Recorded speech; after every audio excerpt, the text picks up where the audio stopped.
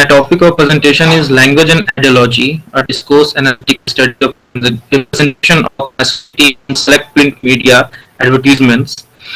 I would start to I would like to start with the basic what language here means. Uh, the way of looking at language is based on four main assumptions. Language is ambiguous, means what the thing mean is never absolutely clear. All communication involves interpreting what other people mean and why they are trying to do so. And language is always in the world. That is, what language means is always a matter of where and when it is used and what it is used to do. It is inseparable because we use language to display different kind of social identities and to show that we belong to different groups. Language is never used all by itself, that it is always combined with other things such as our tone of voice, facial expressions and gestures when we speak, and the fonts, layout and graphics we use in written text. What language means and what we can do with it is often a matter of how it is combined with these other things. Language we basically use for communications, but when text we use the text, we put some our ideas and thought there. And as my topics language and ideology, I want to talk a bit about ideology. Ideology come from the Greek word ideos and logos, which is the science of or studies of idea. Simon, in his analysis reading of Gramsci prison notebooks, define ideology as it is as much as individual phenomenon as communal practices. While our thinking is ruled by our ideologies, which are essentially multifaceted, difficult to define, in any precise manner, and ultimately discoursed. Ideologies have a material existence in the sense that they are embodied in the social practices of individuals and in the institutions, organization within which these social practices take place. It is said by Simon in 1999. Moving on to the next slide, media. What is media? Media is a vast term that used for every print media, advertisements, news, TV, everything. It is a media is a shorthand used for mass media.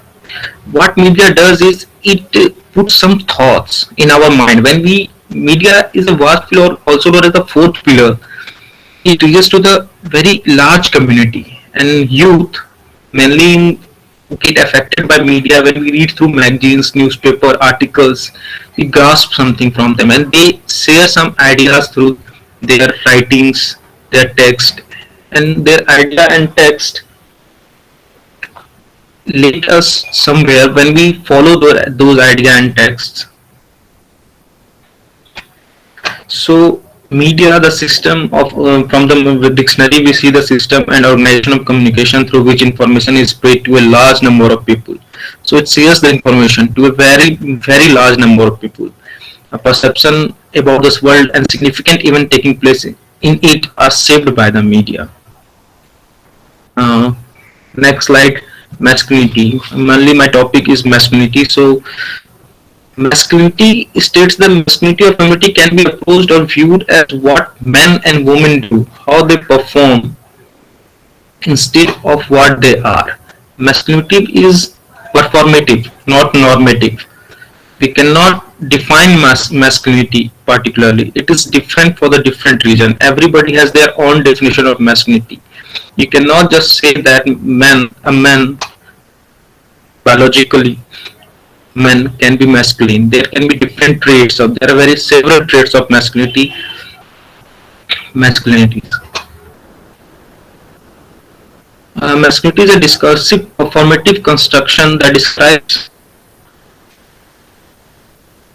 describes and disciplines the cultural meaning of being a man. Masculinity is something that continuously performed through actions and interactions with other and is learned through those interactions. Moving towards my what research gap and I am trying to fulfill through what research gap that I am trying to fulfill through my research is creation and representation of masculinity and the ideal man. Linguistic tools which I'm going to use for this purpose of analysis or scrutinizing the text or getting a knowing about what text literally, not literally, but also what is the hidden meaning, what is the connotation of the text, what is the text actually saying, and what is the ideological belief that the text is conveying to us, how they are using the power nexus to influence us, how they are using the power nexus to form an authority to authorize us. And to know about my research, first of all, we know that is mainly discourse analysis. We need to know about discourse and overview of discourse.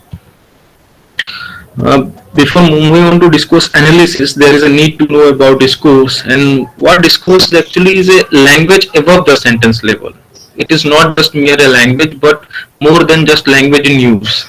We can distinguish it on the basis of social relations, social identity.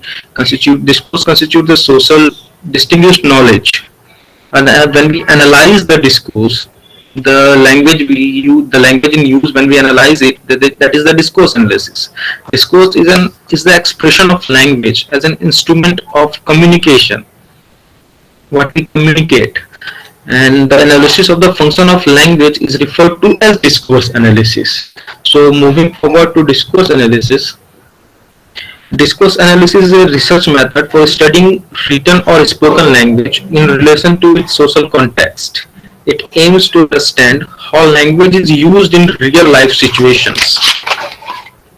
When we do discourse analysis, we might keep focus on the purposes and effects of different types of languages, cultural rules and conventions in communications, how values, beliefs, and assumptions are communicated. That is that ideology come in the play.